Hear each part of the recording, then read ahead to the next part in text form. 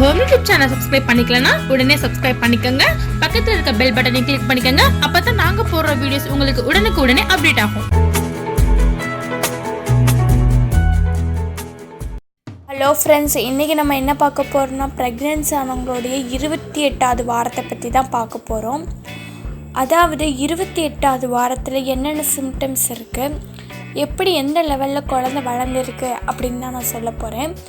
அதாவது 28வது வாரம் அப்படின்னு பார்த்திங்கன்னா ப்ரெக்னென்சி ஆனவங்களுடைய 7th மந்தோட கடைசி வாரம் தான் அந்த 28வது வாரம். அந்த 28வது வாரத்தில் உங்களுக்கு சுகர் வர்றதுக்கு ரொம்பவே சான்சஸ் இருக்குது. அந்த சுகரை நீங்கள் இந்த கர்ப்பகால சுகர்னு சொல்லுவாங்க, அது வரதுக்கு ரொம்பவே சான்சஸ் இருக்குது. நீங்கள் இந்த வீக்கில் நீங்கள் டெஸ்ட் பண்ணி பார்க்குறது ரொம்ப நல்லது. ஏன்னா இந்த வீக்கில் உங்களுக்கு வர்றதுக்கு ரொம்பவே சான்சஸ் இருக்குது. அதனால் இந்த வீக்கில் நீங்கள் டெஸ்ட் எடுத்து பார்த்துக்கோங்க.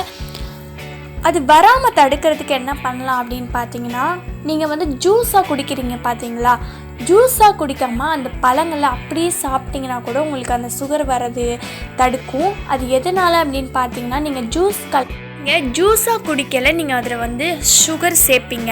அது உங்களுக்கு உங்கள் உடம்புல அந்த ப்ரெக்னென்சி டைம் சுகர் வர்றதுக்கு ரொம்பவே சான்சஸ் இருக்குது அந்த சுகரை சேர்க்கறதுனால.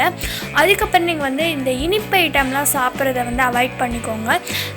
நீங்கள் சாப்பாட்டில் சர்க்கரை சேர்க்குறதெல்லாம் அவாய்ட் பண்ணிக்கோங்க. நீங்கள் சர்க்கரை சேர்க்குறதுனால உங்களுக்கு சுகர் வர்றதுக்கு வாய்ப்பு இருக்குது. அதனால் நீங்கள் சர்க்கரையை நீங்கள் அவாய்ட் பண்ணிக்கிறது ரொம்ப நல்லது. அதுக்கப்புறம் பார்த்தீங்கன்னா கர்ப்பகால நீரிழிவுன்னு சொல்லுவாங்க.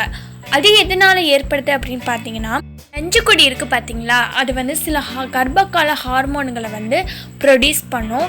அதனால் அது இன்சுலின் சுரக்கிறது குறைஞ்சி உங்களுக்கு அந்த ரத்தத்தில் சுகர் கலந்துரும். அதனால் உங்களுக்கு இந்த மாதிரி கர்ப்பகால நீரிழிவுலாம் ஏற்படுது. அதுக்கு நீங்கள் டாக்டர்கிட்ட கன்சல்ட் பண்ணிட்டு அதுக்கு முறையான ட்ரீட்மெண்ட் எடுக்கிறது ரொம்ப நல்லது. அதுக்கப்புறம் சுகர் வந்துடுச்சுன்னா நீங்கள் அசால்ட்டாக இருந்துடாதீங்க. அது பிறக்க போகிற குழந்தைக்கும் ரொம்ப ஆபத்து.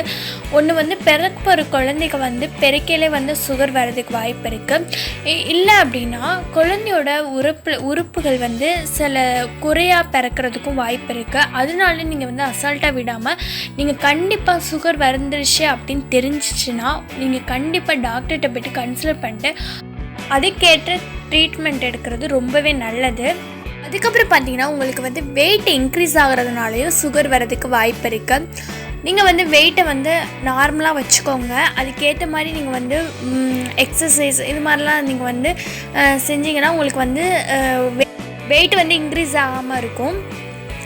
ஓகே ஃப்ரெண்ட்ஸ், உங்களுக்கு இந்த டிப்ஸ் ரொம்பவே யூஸ்ஃபுல்லாக இருக்கும். அடுத்த வீடியோவில் அடுத்த வீக்கை பற்றி பார்க்கலாம். தேங்க்யூ.